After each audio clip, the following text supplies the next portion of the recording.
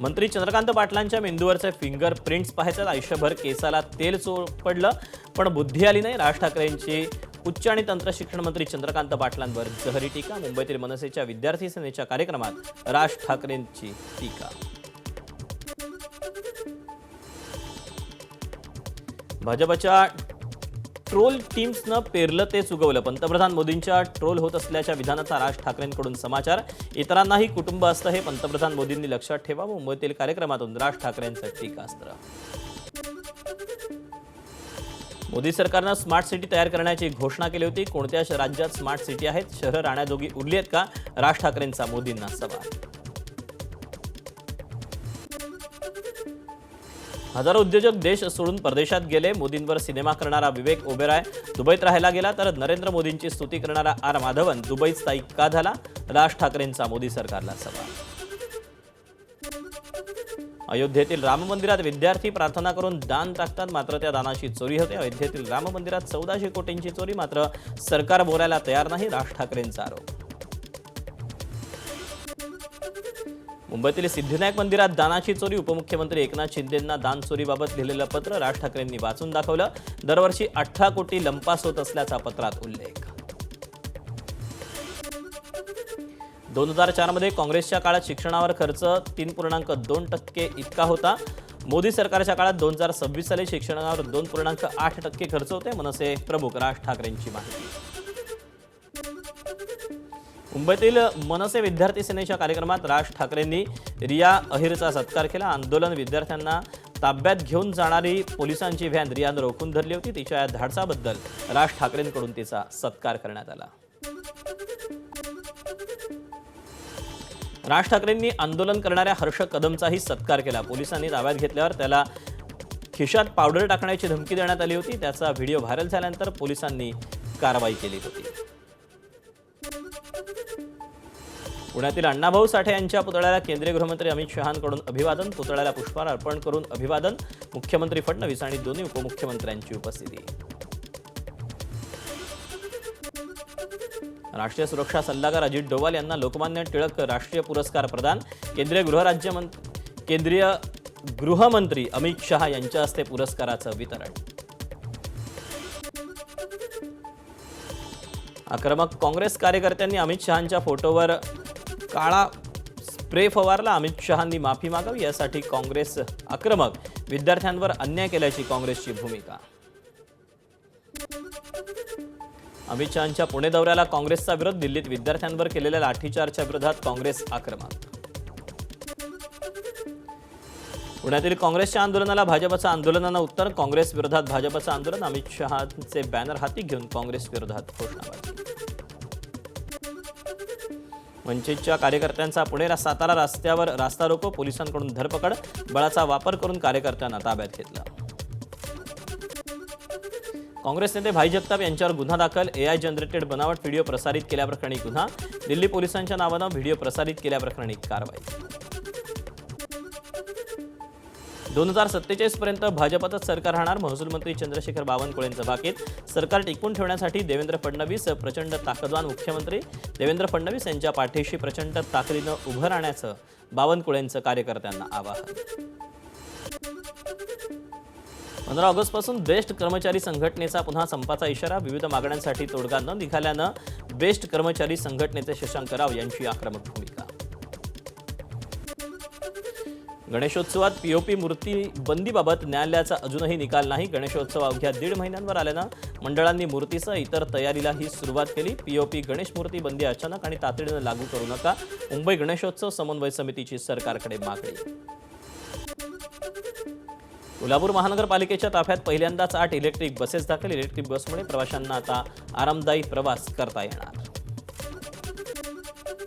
28 ते 30 जुलै 3 दिवसांच्या उत्सव काळात साईबाबा संस्थानाला तब्बल 7,81,00,000 रुपयांची देणगी. मागील वर्षीच्या तुलनेत यंदा 1.5 कोटी रुपयांची वाढ. देशाविदेशातून लाखो साई भक्तांची गुरुपौर्णिमा उत्सवाला गर्दी. हिंगोलीच्या जवळा बाजारजवळ भरधाव कारचा अपघात. घटनेत दोघांचा मृत्यू, 1 जण जखमी. कार चालकाचं नियंत्रण सुटल्यानं हा अपघात झाल्याची माहिती. पुढची बातमी पुण्यातून. पुण्याच्या इंदापूर तालुक्यात सरडेवाडी इथं टोल नाक्याजवळ सिमेंट वाहतूक करणाऱ्या धावत्या टँकरला अचानक आग. सोलापूरहून पुण्याच्या दिशेनं हा टँकर जात होता. सुदैवानं जीवितहानी नाही.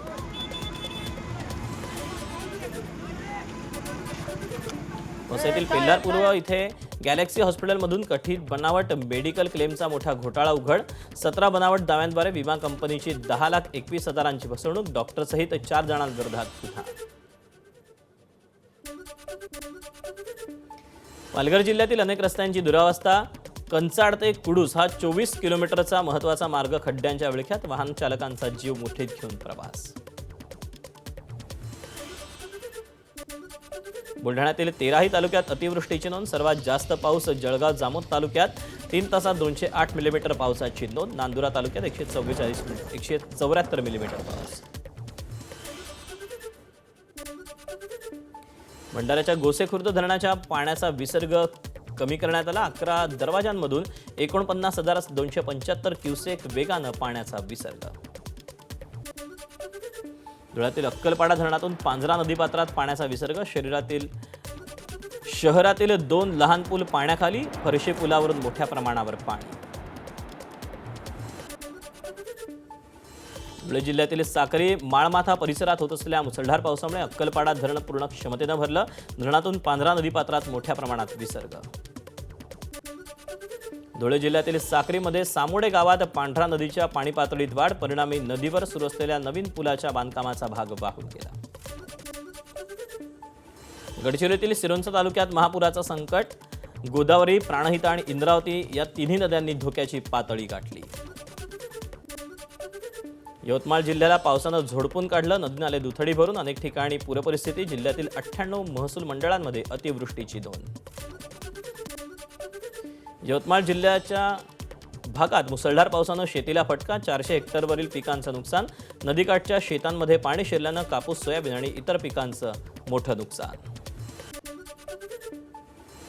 वर्धा जिल्ह्यात गेल्या 24 तासात 89 मिलीमीटर पावसाची नोंद. जिल्ह्यातील तब्बल 43 महसूल मंडळांमध्ये अतिवृष्टी. जिल्ह्यातील देवळी तालुक्यातील भेडी मंडळात 154 मिलीमीटर पावसाची नोंद.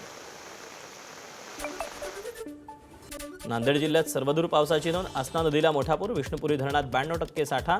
3 दिवसांपासून सुरू असलेल्या पावसाचा किनवट तालुक्याला फटका. वर्धा नदीला पुरामुळे चंद्रपूरच्या गोडपिंपरी तालुक्यातील पोडसा येथील पूल वाहतुकीसाठी बंद. पुलावरून नदीचं पाणी वाहत असल्यानं वाहतूक ठप्प. गोंदिया जिल्ह्यासह लगतच्या मध्य प्रदेश राज्यात पावसामुळे संजय सरोवर धरणातून पाण्याचा विसर्ग. वैनगंगा नदीच्या पाणीपात्रात वाढ. वैनगंगा नदीवरील धापे वाडा बॅरेजचे 17 दरवाजे उघडले. नंदुरबारच्या नवापूर शहरात मुसळधार पावसामुळे रंगावली नदीला पूर. शहरातील पुलावरून नदीचं पाणी. नदीकाठच्या इतर गावांना सतर्कतेचा इशारा. साताऱ्याच्या वाईत ऐतिहासिक दक्षिण काशीतील महागणपतीला कृष्णेचा वेढा. महागणपतीच्या चरणापर्यंत पुराचं पाणी. प्रशासनाकडून मंदिर बंद.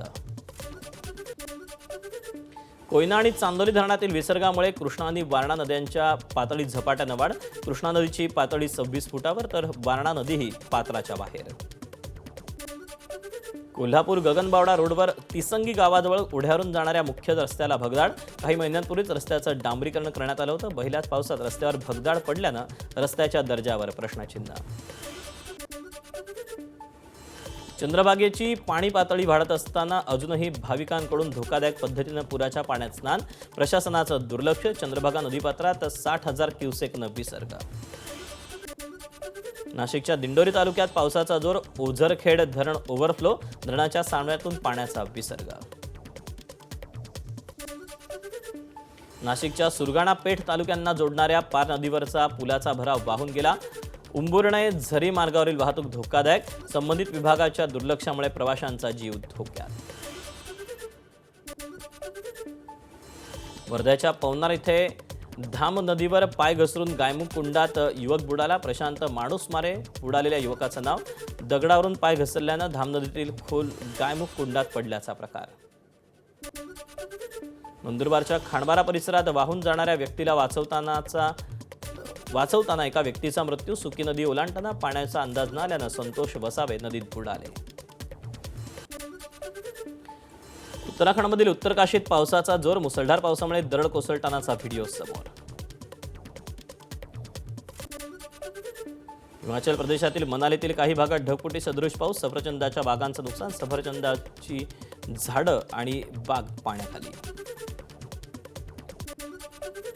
जम्मू काश्मीरमधील गुलमर्ग बारामुल्ला भागात ढगफुटीनं नदीनाल्यांना महापूर. तुफान पावसामुळे पर्यटन स्थळंही बंद. दया नदीची पातळी वाढत असल्यानं ओडिशाच्या पुरी जिल्ह्यात पूरपरिस्थिती गंभीर. नदीचं पाणी रस्त्यावर.